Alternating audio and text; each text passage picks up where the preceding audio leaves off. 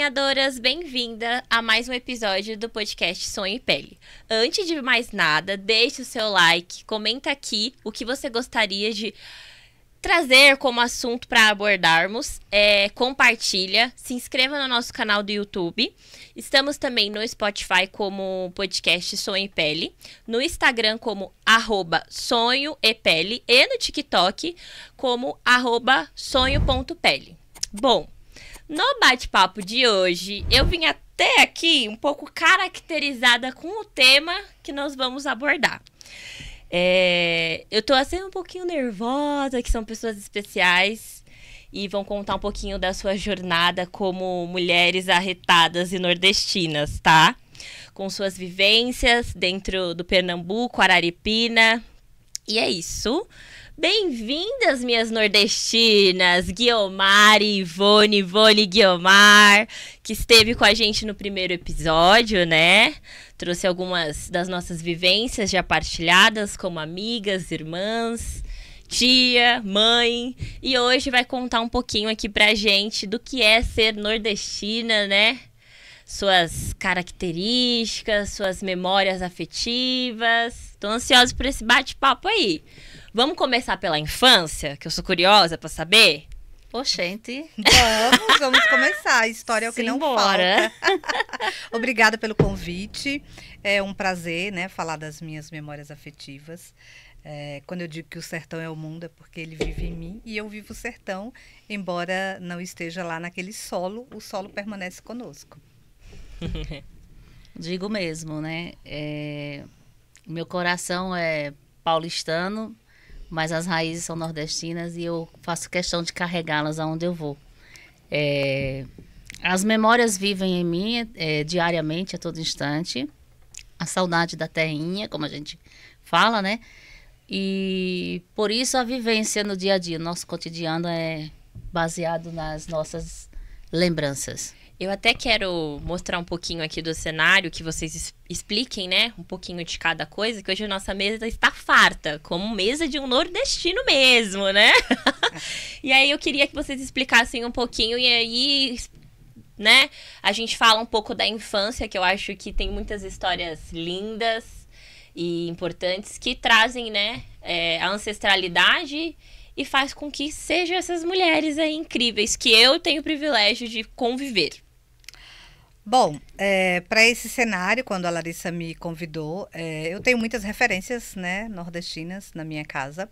Então eu trouxe o chapéu de couro, que é do meu filho, do Arthur, o meu caçula, que conhece e ama o sertão, tem realizado assim muitas brincadeiras lá que eu fiz na minha infância e ele faz questão de passar férias lá. Isso para mim é um motivo de muita alegria. E olha que ele não é nordestino, né? Ele nasceu em São Paulo, como eu. Sim, todos os meus filhos nasceram aqui, mas assim como a Gil, né, fez contigo, eu também sempre fiz muita questão de enfatizar as minhas raízes.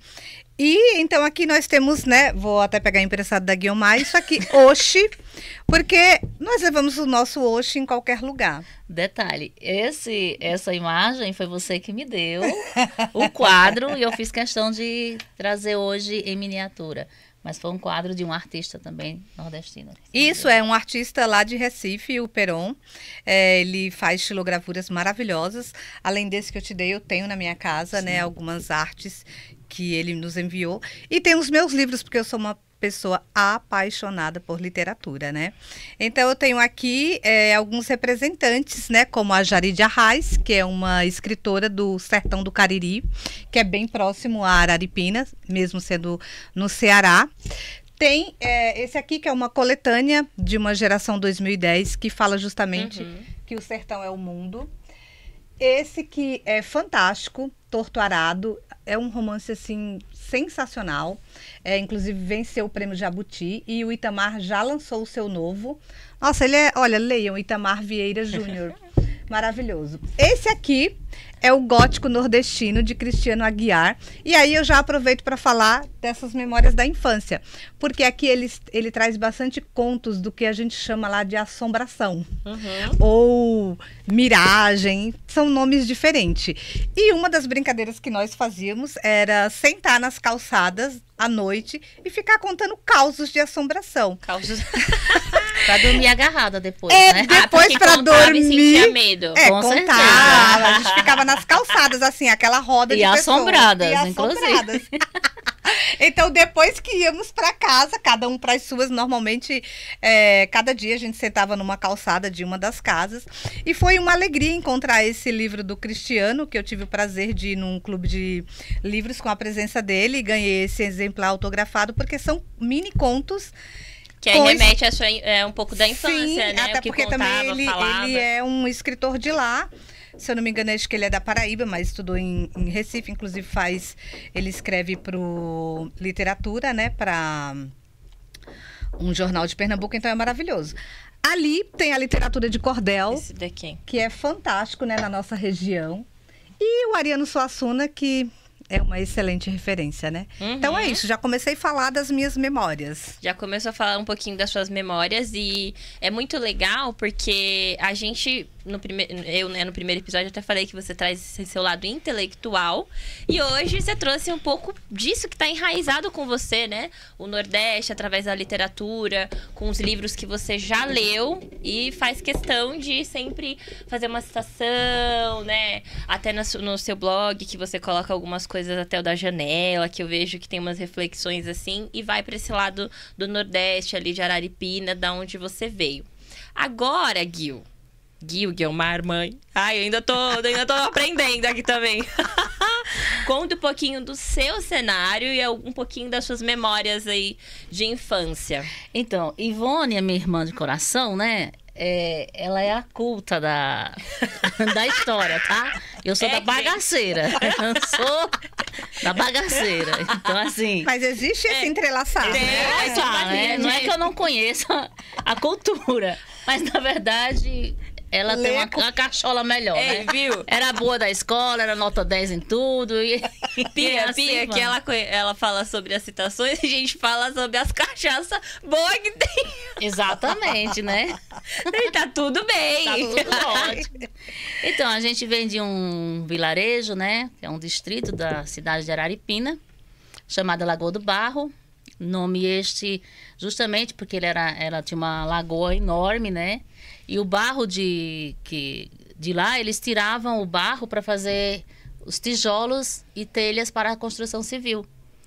E naquela época, o meu pai trabalhou em olarias, que, né, queimava os tijolos, era uma festa quando ia fazer a queima, né? Eu não lembro se o Joãozinho também trabalhou em olaria. Mas eu lembro claramente do meu pai trabalhando e alguns amigos. Resumindo, Lagoa do Barro tem esse nome porque era banhado por uma grande lagoa.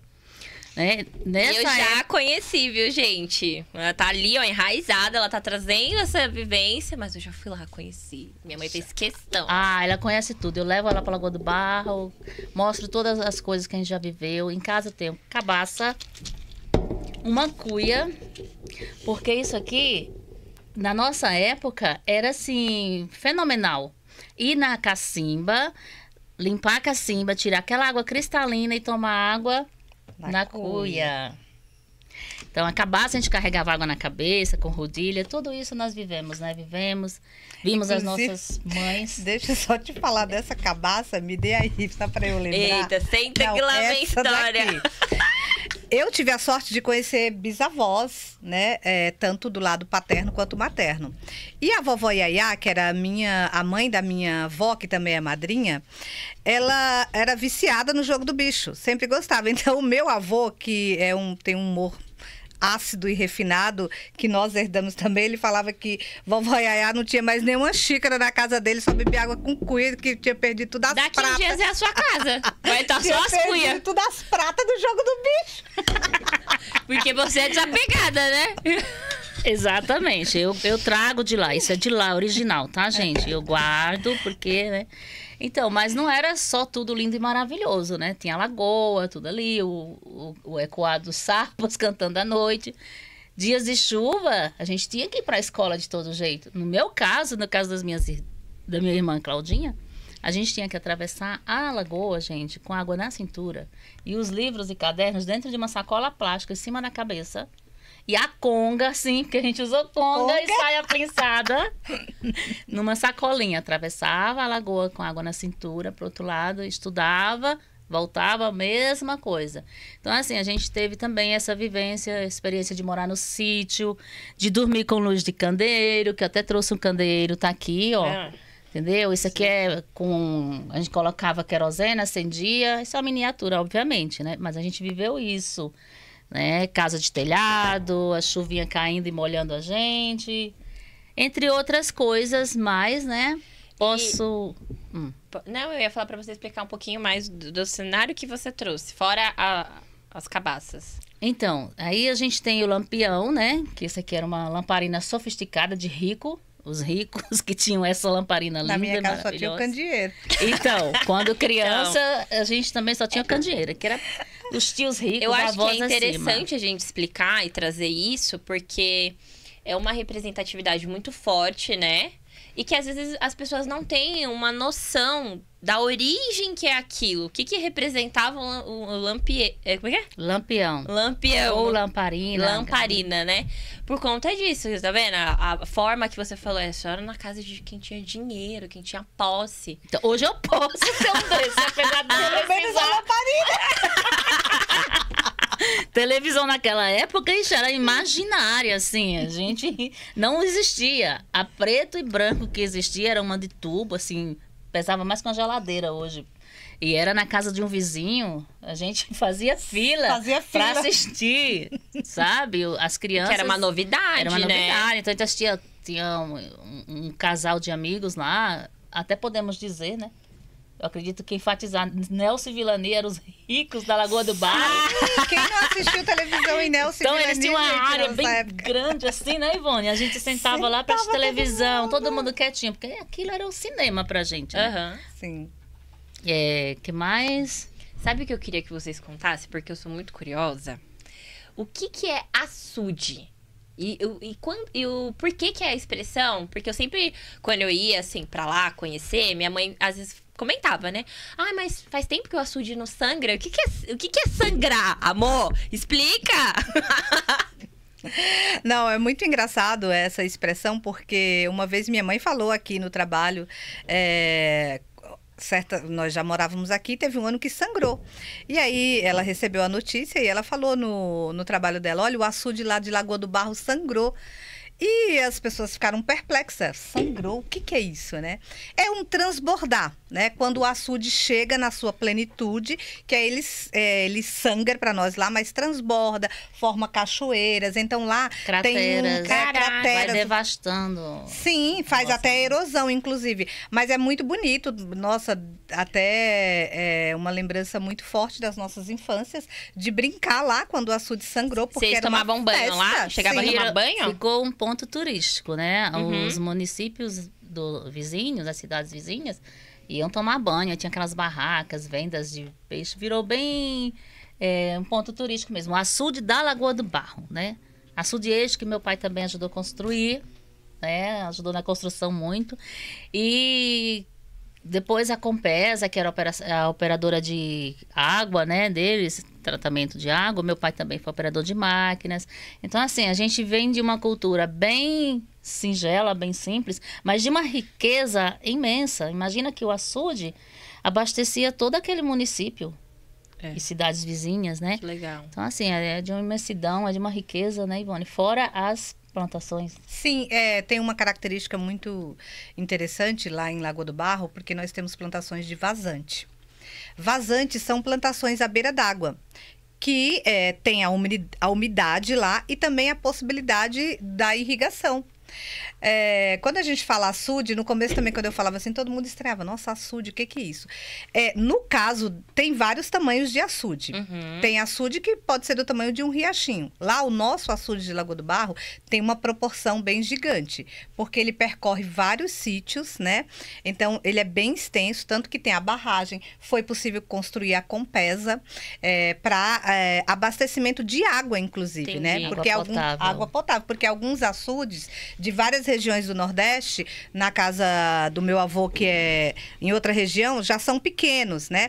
Então, o açude de lá realmente é uma riqueza daquela localidade. Você falou agora da Compesa, que, para quem não sabe, é como se fosse a Sabesp aqui em São Paulo, tá? Isso. Só para vocês terem uma comparação e entender o que a gente tá falando.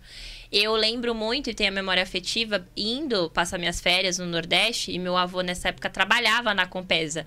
E pra mim era um parque de diversões. Eu ia ali na Compesa, subir, ele me explicar como que funcionava, como que tratava a água. Então olha como que são as coisas. Eu já frequentava, óbvio que eu não tinha muita noção, por ser criança, de tamanha importância, riqueza e até de onde vinha aquela água, né? Exatamente. Sim, Então, não, isso e é o legal. açude, para além dessa parte da irrigação, da alimentação, lá se produz tomate, cebola, milho, banana, por exemplo, Tio Doda tem plantações de banana lá. Faz parte da nossa memória também de brincadeiras da infância. Sim. Porque nas férias, ou até também nos finais de semana, eu lembro meus primos, conhecidos lá, a gente pegava um potinho de sal e um potinho de açúcar e passava o dia inteiro na beira d'água. Então, a gente pegava o milho, assava, tinha melancia, a gente cortava melancia, manga, e comia melancia com sal, manga com sal, manga com açúcar. Passava o dia inteiro à beira d'água. Você também deve ter feito isso. Com certeza. Os meus pais e os amigos dele pescavam peixe na hora e eu lembro claramente, fazia uma fogueirinha lá, colocava só o peixe dentro de uma água fervida com sal e alho, e ali era o alimento do dia e era o melhor. E uma brincadeira, assim, que vocês... Se for pra falar, é uma brincadeira que vocês tiveram na infância. O que vocês lembram, assim, de imediato? Das queimadas, esconde-esconde, passa anel, cai no poço. Ai, cai no poço! Cai no poço. Como que é essa brincadeira? Cai no poço. Sabe por quê? Porque mais. quando a gente está em sítio, alguma coisa, eu sempre lembro você falando, cai no poço, moço não sei das quantas, não sei o quê. Explica. Eu explico essa brincadeira, então? Explica. Era maravilhosa, né, Ivone? Era tudo de bom, gente. Porque a gente era garotinha na época, naquela época a gente não namorava de beijar na boca. Era pegar na mão e olhar e a mãe vigiando ainda Ou flertar. Flertar apenas com bilhetinhos, verdade. Sim, sim. Era bem isso mesmo. Não existia celular, não existia nada de comunicação, a não ser bilhete, carta. Então, os paquerinhas viajavam com os pais, iam lá só de férias, a gente correspondia por bilhete, escondido, era esse auge. Então, nas férias principalmente, que brincávamos de cair no poço, era o seguinte, várias moças e rapazes sentadas ali, né? E aí, a minha amiga Ivone, por exemplo, sabia qual era o meu paquera preferido. Então, cair no poço, eu ia cair no poço, ela me vendava, né? Eu ficava de costa. Os meninos e as meninas estavam lá atrás, né? Aí, quando eu falava assim, cai no poço, quem me tira? Meu amor. Aí ela apontava, é esse? Não, é esse? Não, é esse? Aí ela dava um toque em mim, o que você quer? Pera, uva ou maçã? Aí eu, salada mista. Por quê? Pera, uva e maçã era só pegar na mão, abraço e um beijo. E a salada mista era tudo, amor! Gente, eu não acredito! Sim. E Aí quando dava era o feio? Aí dava umas bitoquinhas. Quando era o feio? Dava. Sim, sim. Claro, era a hora de aproveitar, Tá. dar aquela paquerada, né? Entendi. Salada gente. mista, Salada amor. mista. Aí quando era o feio... Fulano, é o feio, é o feio. Ei, Aí, comenta aqui embaixo quem já brincou, tá? E pediu salada mista, que eu quero saber. Eu quero saber desse babado. Não, além dessa, né, que essa daí todo mundo ficava eufórico pra hora, né, do Cai no Sim. Poço. Eu sempre gostei muito de pelada. Eu sempre joguei muito futebol. Na Caraca! escola, meu pai jogador, né, de futebol, assim como o Sim. Cizinho, jogavam no mesmo time, nós acompanhávamos, né, Era para ver de domingo era de sagrado. domingo era sagrado, os jogos tanto lá em Lagoa do Barro quanto em outros distritos, né? Então, assim, se perguntar, a minha brincadeira preferida é jogar bola, a pelada. Então aí tá explicado o amor do Arthur com o futebol. Já tem aí. Já temos a resposta. O avô dele era um dos melhores jogadores da época. Era, Entendi. assim, o Ronaldinho Sim. Fenômeno. É isso. Outra brincadeira que eu também não posso deixar de lembrar, e acredito que isso tem muito a ver com a minha paixão pela imaginação, pela literatura, né? Por contos, por romances, por poesia, são as nuvens do sertão. Quem não conhece, o sertão é um céu azul sempre e pontuado de muitas nuvens. Então, uma das minhas brincadeiras preferidas, que permanece até hoje, é a criação de personagens e de histórias das nuvens. Uau! Que incrível. E realmente, lá Uns formatos. uns formatos diferentes, assim, misteriosos, né? Que faz uns desenhos. Dragões.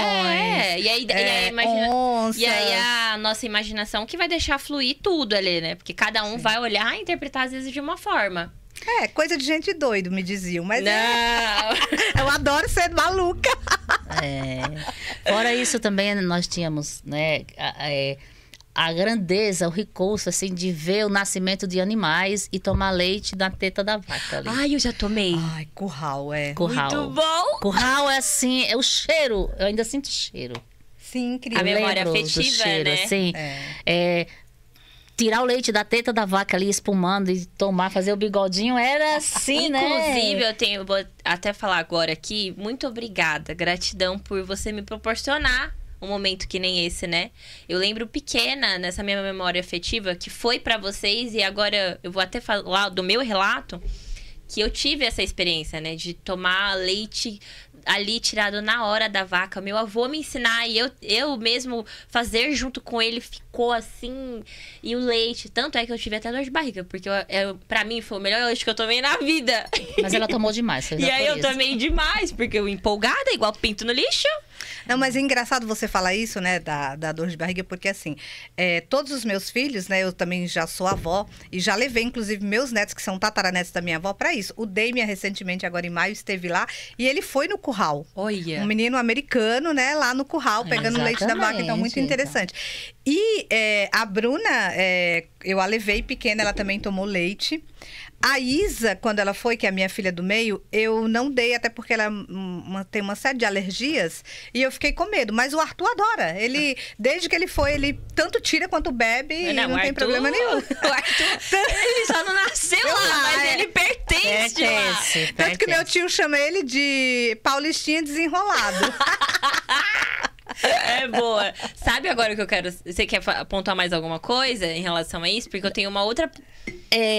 A gente vai já na sua pergunta. Eu só quero enfatizar ainda da Lagoa do Barro a riqueza que existe lá, que as pessoas desconhecem, né? A gente fala assim, eu venho lá da terrinha. É do interiorzão mesmo, gente. Tinha 4 mil habitantes lá há pouco tempo. Não é um lugar grande. Né? Araripina é 90 mil habitantes hoje em dia, mas Lagoa do Barro, imagina, agora 4 mil habitantes, nesses meados de 2020, 2023, imagina a nossa época. Muito menos. Era muito menos. Então, todo mundo se conhecia. Era o filho a Ivone de Joãozinho de Cotinha. Cotinha é a avó dela, tá? Guilmar de Cizinho e Linda de João Calango e Epifânio Teixeira Leite. Então, os nossos nomes são referências dos pais e avós. É importante você falar isso, porque das vezes que eu fui, principalmente no começo, o pessoal só se identifica com o nome do nome do nome. É fulano de tal, neto de fulano de ciclano. Se você falar só seu nome, amor, ninguém sabe da onde que você veio. Então, assim, quando eu fui em Araripina e aí minha mãe apresentava, ela sempre falava, essa aqui é a Larissa, minha filha, neta de Cizinho, neta de Lindecia, neta mais velha ainda, tem isso. Isso. Não é só a neta, Eu também sou a neta mais velha também. Ela tem um exemplo do irmão, né, Sim. Ivone? Nós somos em 5, né? 4 nasceram lá em Lagoa do Barro. E o Henrique, que é o nosso caçula, já nasceu aqui em São Paulo. E a primeira vez que ele foi, eu acredito que ele tinha, sei lá, uns 8 anos. E ele foi na bodega, né? Bodega, quem não sabe, é uma mercearia pequenininha que tem de tudo. E foi muito interessante porque ele chegou lá, ele foi sozinho comprar um salgadinho e perguntaram pra ele, quem é tu, menino? Ele disse, Henrique. Henrique de quem? Ele falou, como assim? Quem tu é filho, menina? Ele falou, minha mãe chama Fátima. Fátima Mas de quem? Gente. Aí, enfim, aí quando ele voltou, ele falou, Ivone, você não falou que aqui a gente tinha que dar filiação. Agora eu sei que eu sou Henrique, filha de Fátima, do seu Enoque do Tigre, que é o sítio que meu avô mora. Gente, é isso, é sobre isso. É sobre isso. Assim, Tem que falar a tudo. nossa cultura precisa ser, né, vivenciada, ser... além de cultivada, que nós duas somos pessoas que a gente cultiva realmente a nossa Sim. cultura, né? Não somente da gente, a gente quer levar para as pessoas o conhecimento do nosso sertão, da riqueza que é. Imagina um lugar com 4.000 habitantes, a Lagoa do Barro hoje tem essa média, não tenho mais certeza de quantos habitantes tem. Ela é simplesmente, ela tem uma produção de ovelhas que... a nível de exportação, gente, imagina o lugar daquele com criatório de ovelhas a nível de exportação. Então, assim, nós temos um tio nosso que ele exporta ovelhas. Ele tem criatório para isso, né? Tio Chico de Oliveira Barro. Tem que falar tudo. Isso. E ainda lá dentro da Lagoa do Barro, nós temos também um aras imenso, né, do nosso saudoso Raimundo Delfino, um senhor nobre assim, e ele tem aras, cavalos de puro sangue, manga larga, de toda espécie que você imaginar, ele tem na Lagoa do Barro. Então, quando você fala assim desse interiorzão, as Tem pessoas muitas, desconhecem essas muitas riquezas, e eu riquezas. gosto de enfatizar, eu gosto de levar para o conhecimento dos demais, né? Sim, é até interessante você falar isso, né, da ovelha, do aras, porque ainda, por mais que hoje já seja difundido, né, as informações pela internet de modo mais amplo, ainda tem muitas pessoas que desconhecem a grandeza que é o sertão. Acham que é só caatinga, que é só seca e etc. Inclusive, é até o que eu gostaria que vocês contassem, né? Falassem como que é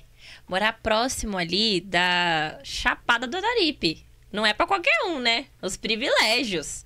Conta aí, gente, o que vocês têm, assim, de memória?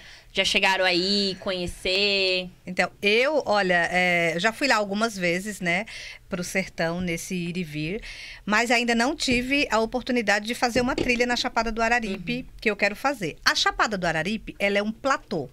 Então, por exemplo, se a gente está em Trindade ou Araripina, ou naquelas cidades próximas, você está na estrada, você observa a Chapada do Araripe. Ela é um parque muito rico, tanto na parte ambiental, arqueológica, paleontológica, porque tem muitos fósseis de dinossauros já catalogados lá.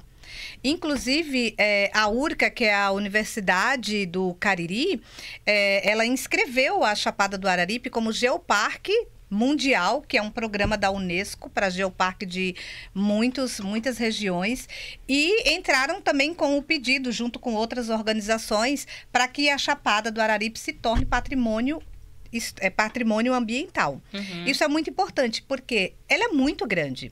Ela está em Pernambuco, está no Ceará e está no Piauí. São mais de 30 municípios a Chapada do Araripe. E lá a gente pode citar Araripina, Trindade, Ipubi, Oricuri, Exu, terra do Luiz Gonzaga, Parnamirim do seu avô. Bodocó, Parnamirim. Ela chega até a Serrita. E no Ceará pode falar Crato, Barbalha e tantas outras cidades. E no Piauí também, se eu não me engano, Fronteira, Simões. Ou seja, são mais de 38 municípios. Então a extensão territorial dela Ela é grande. gigante. Ela, se eu não me engano, ela tem 160 quilômetros de extensão dentro de um só estado e mais dividido 30 e 50. São quase 200 km. É muito grande. É muito grande. E é De extensão, lindo. comprimento. E é lindo Não, é assim você tá lindo. na estrada e você avistar aquele azul imenso, né? Porque é uma serra, né? Chama Chapada, mas é uma serra e tem essa característica, as chapadas de ser um platô, né? E tem várias trilhas por lá, além deve do... ser muito lindo, né? De fazer lindo. trilha. Temos que fazer uma trilha lá, hein? Contemplar aquela natureza. Vamos mesmo, Vamos tirar mesmo, fotos e fazer um vamos. podcast das trilhas. Exato. Araripe, Do Araripe. Isso é algo, deve ser uma coisa bem assim, você sentir, imagino eu, né? Sentir a presença de Deus ali através da natureza. Deve ser muito maravilhoso. Sim. Até porque a Caatinga é um bioma único no mundo, né? Isso é importante de falar. E não é só cactos, não é só xique-xique, não é só mandacaru, embora esses sejam os mais conhecidos. Sim. Mas tem muita biodiversidade dentro da Caatinga. E de todo lugar que a gente está de Lagoa do Barro, assim, dos sítios próximos, a gente enxerga a Chapada do Araripe, ou seja, é uma vista privilegiada. Privilegiada. Não é só calor, como dizem também, não é muito quente. Nós temos um inverno lá.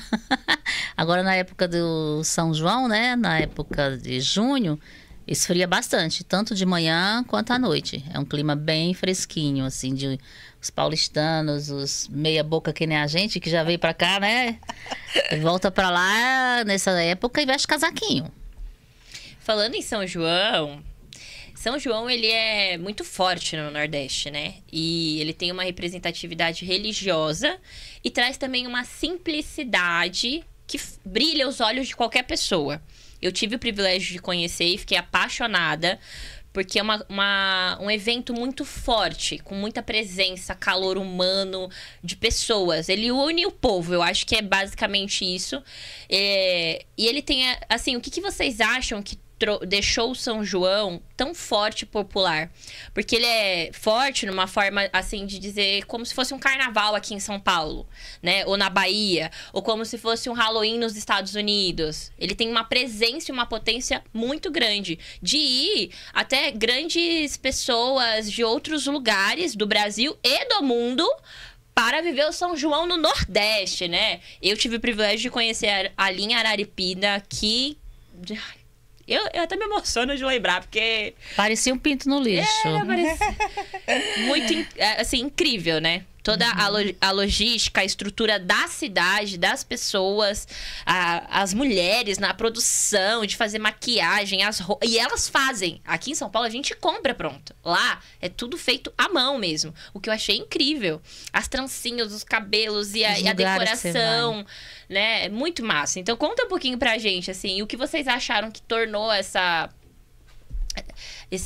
o São João, né? Potente, forte, popular. Bom, eu me lembro muito do São João da parte mais religiosa. Eu vim embora aos 14 anos, né? Então tive uma lacuna de tempo sem voltar. Mas lá em Lagoa do Barro, a Gil lembra, né? Então tem as novenas de São João, todos os dias. Cada noite é uma família, tudo. E tem o dia da festa. O São João, ela é uma celebração religiosa e cultural. Eu acredito que o São João tá para o sertanejo, como você citou, o Halloween ou o Natal. É a festa mais importante do calendário anual para o Nordeste, com toda certeza. E eu acredito que o que transformou em potência foi justamente isso. Porque é uma festa que você vai celebrar o milho e todas as outras culturas, né? Feijão, tudo, porque é a colheita, é a festa da colheita. E todo mundo, termina o São João, todo mundo já pensa no próximo. Exatamente, é bem assim. Você chega em Araripina, nas regiões ali, você vai arrumar o cabelo, o salão de cabeleireiro tem um banquete para te servir enquanto você faz seu cabelo. Tem um sanfoneiro no final da tarde lá tocando. Tem tudo decorado. Você entra, não existe uma loja, uma farmácia que não tem uma bandeirinha, gente. Vocês não têm noção. É tudo. É tudo lindo, tudo decorado. A cidade inteira, né? Toda decorada, assim. E assim, eles começam... Isso começou muito, muito, muito lá atrás ainda, né? Na verdade, eles plantavam o milho no dia de São José. Dia 19 de março. E daí, 3 meses depois, a colheita de milho. Ou seja, um grão, né? Um grão barato e que não precisa de recursos. Ele se desenvolve em qualquer situação. Até no quintal, você planta um pé de milho, ele dá 10 espigas de milho. Já é uma fartura. E por isso que veio o São João. É para celebrar a colheita. A colheita é o quê? É recurso. Aquele ano chuvoso já sabia que ia ter, né? Por sinal, não deixando de falar do milho, Não existe um nordestino que não gosta de quê, gente? Cuscuz. Cuscuz. Do cuscuz. Cuscuz E ela é trouxe melhor aqui. do que muita gente, Gente, viu? eu tenho É a minha melhor que- cuscuzeirinha Gente, individual se aqui. quiser me elogiar, me chamem de cuscuz. Eu tenho a minha cuscuzeirinha aqui, ó. Tá? Individual. E eu trouxe sim um cuscuz. Gente, ela trouxe cuscuz. Ainda o prato Tipo, do sertão, que o quem sertanejo toda comia. casa tem um prato Desse, com certeza. Então eu trouxe aqui apenas para celebrar esse nosso momento, né?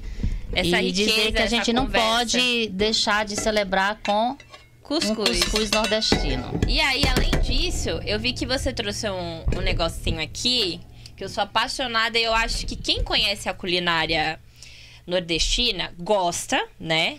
E quem prova a culinária nordestina e prova manteiga de garrafa, se apaixona. E aí eu queria que vocês falassem um pouquinho desse diferencial, assim.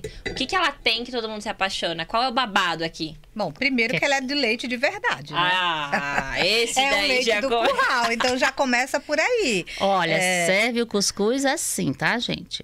De várias maneiras. Mas aqui é o tempero. Eu vou até fazer assim um zoom aqui, ó, pro pessoal ver que tá lindo e bonito esse cuscuz. E você vai falar da manteiga? O que é que eu Olha, falo? na verdade, eu entendo mais de comer do que da produção, porque eu nunca fui da cozinha. A única coisa que eu sei fazer é uma farofa. Mas assim, lá no sítio da minha avó se faz manteiga, né? Minha avó tá prestes a completar 100 anos, então hoje ela não Olha. faz mais, mas ela sempre fez manteiga lá, né? E o queijo de manteiga, né? Além do queijo coalho, que é o mais conhecido, né? Porque a culinária sertaneja, ela é muito saborosa.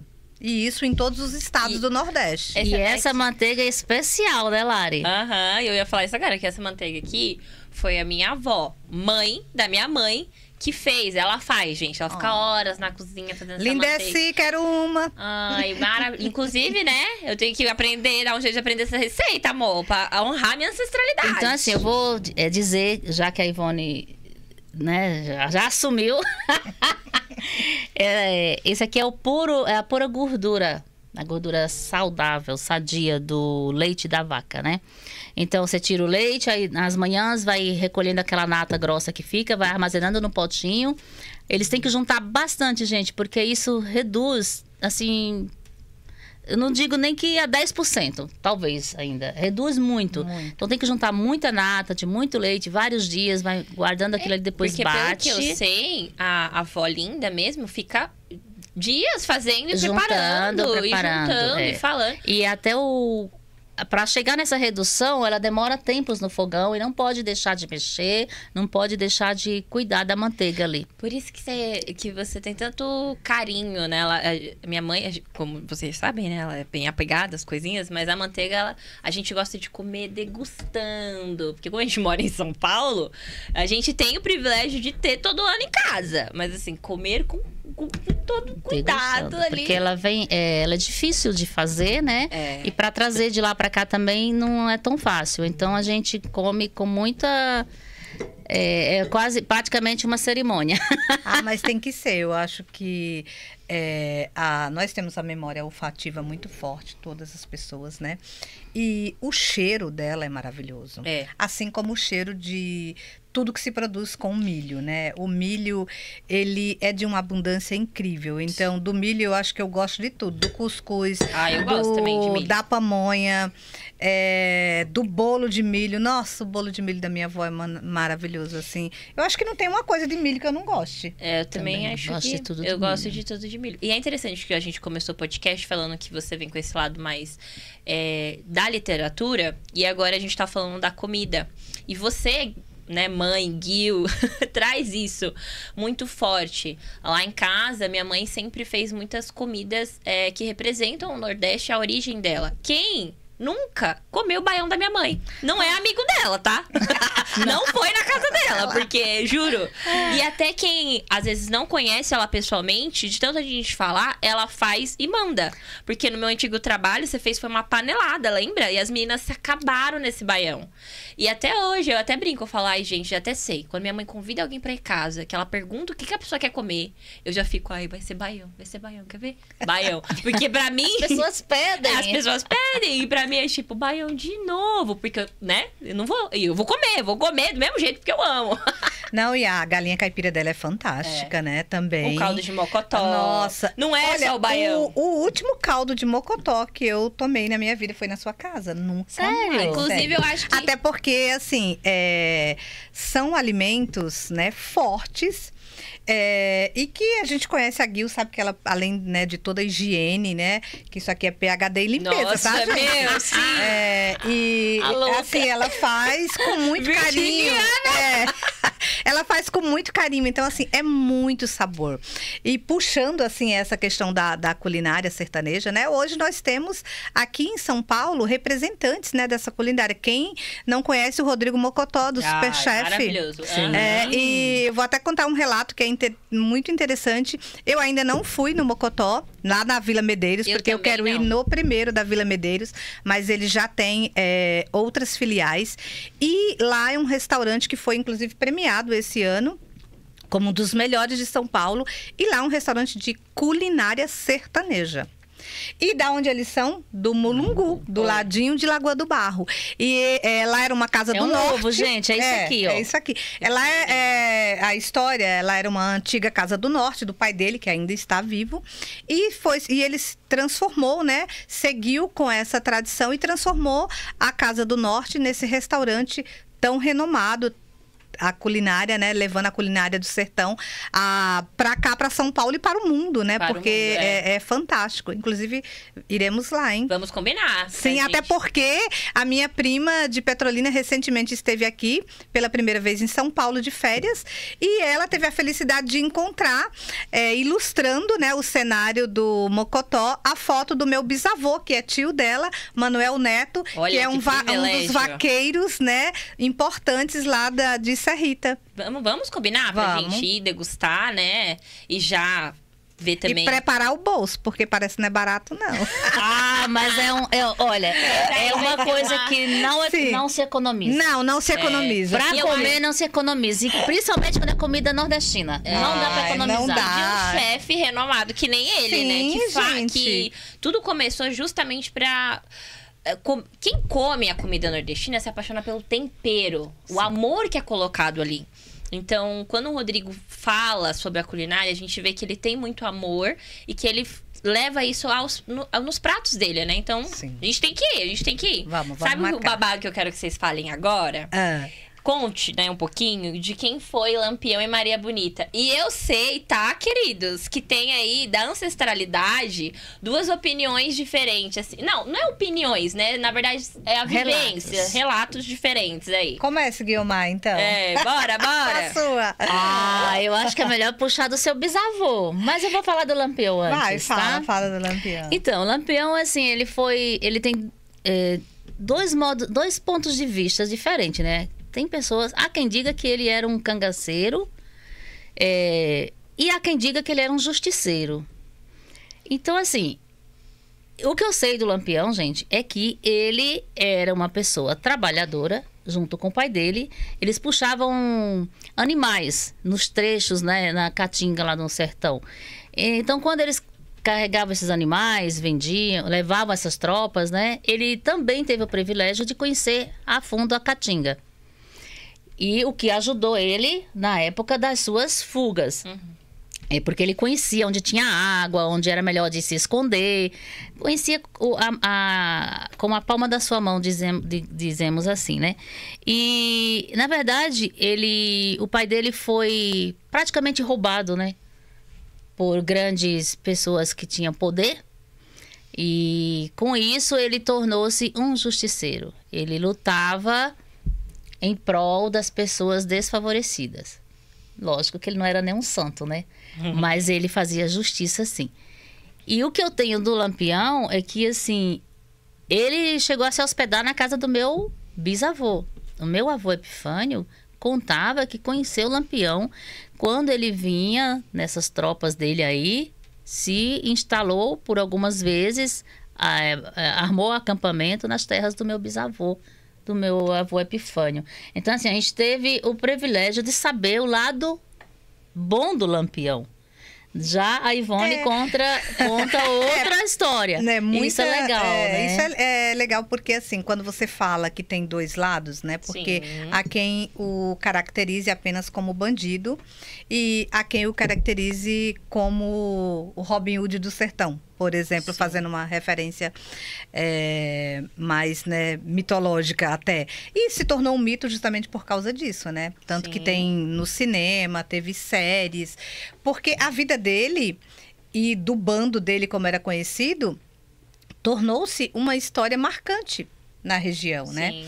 Lá, para as bandas lá de Serrita, Salgueiro, da onde nós somos, eu ouvi lá, né, da minha família, que às vezes, quando eles passavam por lá, eles acabavam se escondendo com medo do bando dele, né? Tinha medo, mas por quê? Pelo que eles ouviam de referências, né? Que eram pessoas que passariam ali nas terras para roubar gado, para roubar criação ou para matar. Então tem esses dois lados. Por isso que é interessante, assim, quando você desconhece a história ou você vê a história só por um ângulo, você acaba falando, não, ele era... Acredita só naquilo, só naquilo, né? Então, assim, tem que ter outras fontes de informação. Então, tem que duvidar mesmo. Realmente, será que ele era só um bandido? Tudo tem uns... Até porque, inclusive, tem um filme recente. Depois eu vou pesquisar e mando o link. Que se fala e que se contextualiza hoje... Um outro tipo de cangaço. Realmente o cangaço já morreu? Eu acredito que não. Hoje tem um... Ainda existe. Ainda existe. Infelizmente. Ainda existe. Pouco contado, pouco evidenciado, mas existe. Existe. Existe sim. Mas só pra fechar aí. Se Lampião fosse tão ruim, Maria Bonita não tinha largado o marido dela pra viver com ele, né? E, aliás, formaram um casal lindo, né? Eu sou apaixonada. Olha como eu sou apaixonada. Olha aqui, ó. Né? Que eles estão representados. Apaixonada por eles. Aqui, ó. Com certeza. E sabe o que eu queria que vocês contassem, assim? O que trouxe, na verdade, vocês duas, que é mais um ponto em comum, de vir morar em São Paulo? Tinha um sonho ir pra Nova York. As pessoas de hoje sonham em morar fora do Brasil, né? No Canadá, Estados Unidos, etc e tal. A gente da terrinha tinha o sonho de morar em São Paulo. Simples assim. Porque pra gente São Paulo era outra dimensão, era muito distante, muito além da nossa imaginação, né? E foi isso, assim, eu fui agarrada, fui engolida por São Paulo e amo esse lugar. Já disse a todos, né? Me acolheu, eu tenho o coração paulista, não tem como. Eu também amo São Paulo. Eu cheguei aqui já aos adolescente, né? Aos 14 anos. Vim como muitas famílias migrantes. Meu pai já tinha vindo várias vezes para trabalhar na construção civil, até que trouxe a família inteira.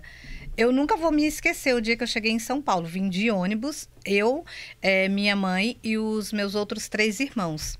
Que legal. E lá, você tem aquele céu azul com as nuvens que eu mencionei da minha infância. E no dia que eu cheguei aqui em São Paulo, estava garoando. O céu... A cara de São Paulo, né? Garoando, um frio medonho. Que eu nunca tinha passado frio, né? Naquela época fazia mais frio, naquela época né? fazia Agora muito frio. Há 35 anos atrás, gente. Então, assim, tinha um frio. Eu lembro que quando eu saí daquela rodoviária, que o meu tio já estava lá esperando, numa Kombi, para levar a gente para casa da minha tia, que eu olhei aquele céu, eu falei, meu Deus... Que lugar é esse? Cadê o sol? Então, eu realmente assustei, Cadê né? O sol daí? Então, assim, a gente veio pela necessidade. Era uma época de muita seca no sertão e viemos em busca de sobreviver, na verdade, né? Tava difícil lá e nós viemos. E aqui nos estabelecemos em Osasco. Eu falo que eu sou de Oz e do Sertão por causa disso. É a cidade que acolheu meus passos, meus sonhos.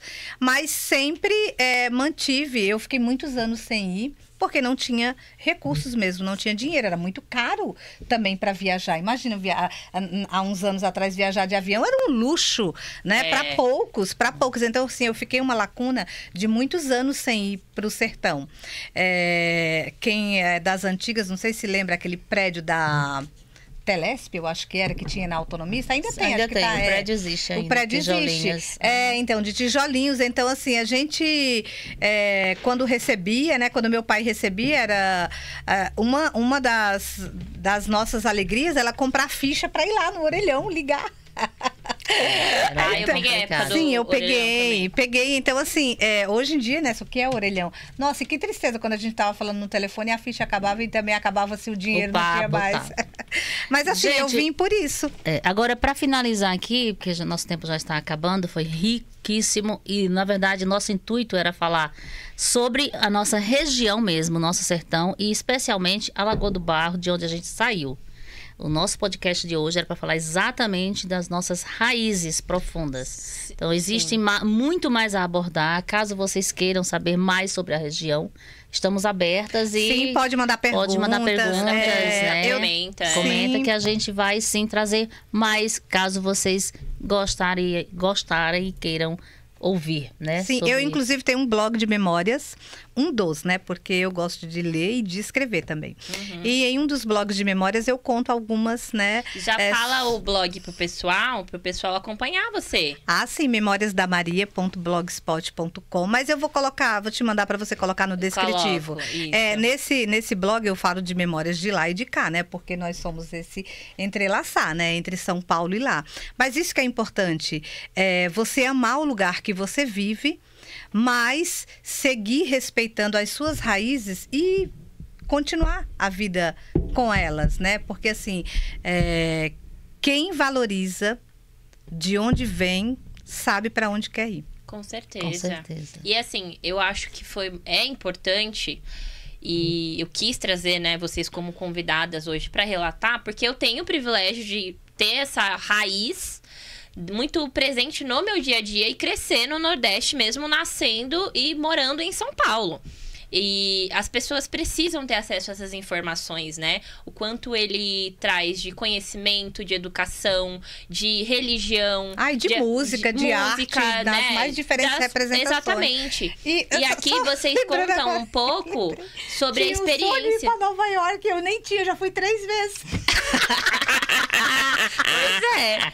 E aqui vocês tiveram a oportunidade, né? E eu fico muito honrada de trazer essas figuras, essas lembranças, as histórias que fazem parte de quem são vocês também. Então, gratidão.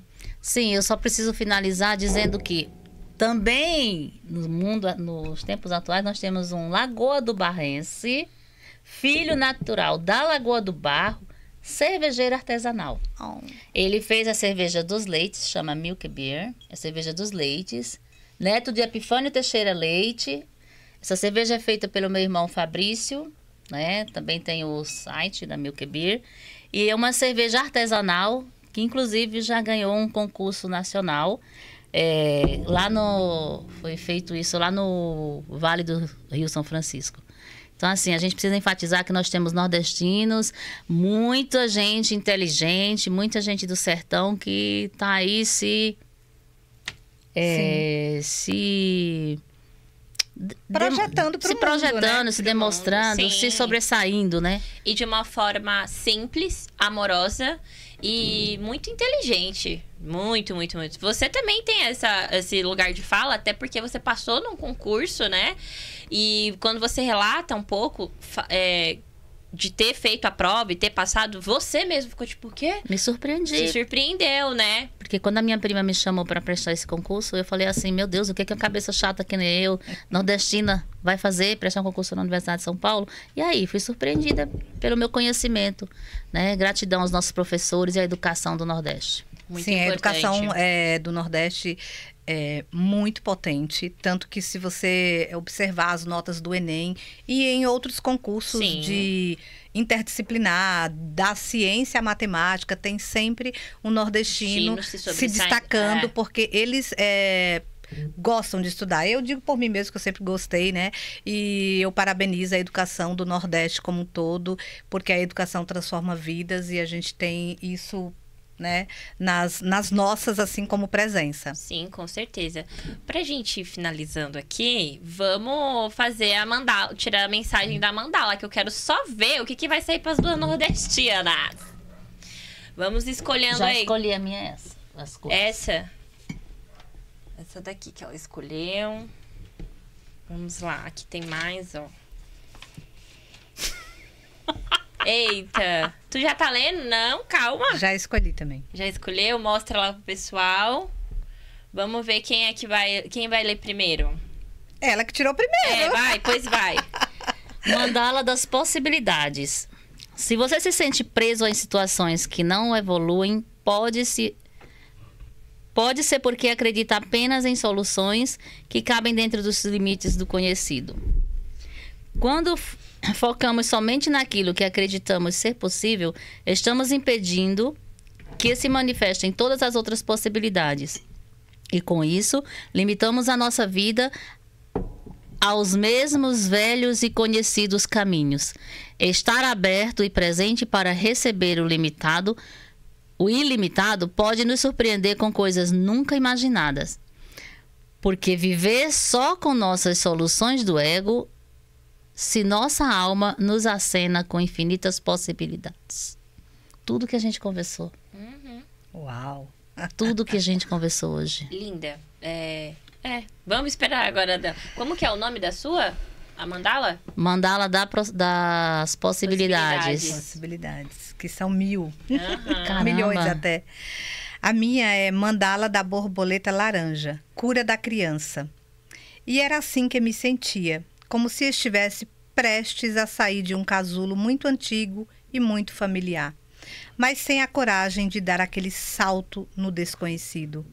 E me segurava o mais que podia, tentando evitar o inevitável.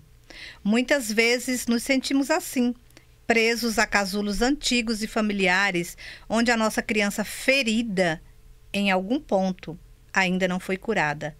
E naqueles pontos ainda agimos como ela. A borboleta laranja nos guia nessa jornada, nos ajudando a encontrar esses pontos que ainda precisam ser curados na nossa criança. Amor e aceitação são como bálsamos para ela. E assim podemos cortar o cordão que ainda nos prendia ao casulo da nossa infância. E então, guiados pela borboleta laranja, empreendermos um lindo voo de liberdade.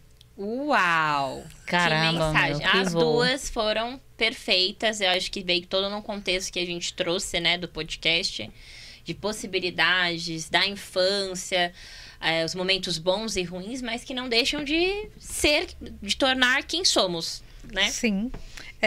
E essa mandala fala de cura, né? De cura de cicatrizes. Sim. E não fala assim de uma infância de forma pejorativa ou só doentia. Porque todas nós carregamos, né, muitas feridas. Algumas cicatrizadas, outras não, né? Então, é muito interessante quando ela fala amor e aceitação são como bálsamos para essa borboleta. Porque ela precisa do amor, de aceitar para poder iniciar um novo ciclo e voar. E abrir as possibilidades. Muito, muito, Que muito conexão! legal. Que conexão. Meninas, gratidão por aceitar o convite, vir aqui contar da terrinha, né? Representar. Eu tenho o privilégio de conviver com vocês e notar o quanto que vocês fazem questão de levar o Nordeste, Araripina, Lagoa do Barro, na vida, no cotidiano, para amigos, familiares, filhos. Eu sou paulista, mas falo que eu tenho sangue nordestino, porque eu cresci com essa cultura linda, maravilhosa, então sou muito grata. Agradeço também o convite. Nossa, nós ficaríamos aqui horas falando, porque é um universo, né, de possibilidades o sertão. E é só agradecer mesmo. E depois eu posso te encaminhar. Esses são só apenas alguns livros que eu tenho, mas que eu trouxe aqui hoje, mas posso dar dicas de livros de autores nordestinos que são fantásticos. Com certeza. Tanto os antigos quanto os contemporâneos. Nossa, é uma riqueza. Gratidão, muito obrigada, filha. por dar o espaço da gente levar, né, mais adiante tudo isso aqui. E o projeto Sonipele é justamente para isso, gente. É para contar as nossas histórias, as nossas vivências, compartilhar as nossas dores e alegrias sentidas na pele. Se você tem alguma história que acha que deve compartilhar com a gente, com o mundo, estamos à disposição. É só acionar, né, mandar mensagem no direct. Nos canais, né, que estão divulgados. Inclusive, falando de canais, a gente tá chegando aqui no final. Infelizmente, 1 hora passou voando com essas duas. Vários assuntos e histórias que, né, estão e marcaram a pele delas. E muito obrigada para você que tá aqui assistindo, acompanhando. Espero que você tenha gostado. Deixa seu like, comenta, compartilha. Siga a gente no Instagram, no TikTok. E é isso, e até o próximo episódio. Gratidão! Dark nights lying awake and I could let it go.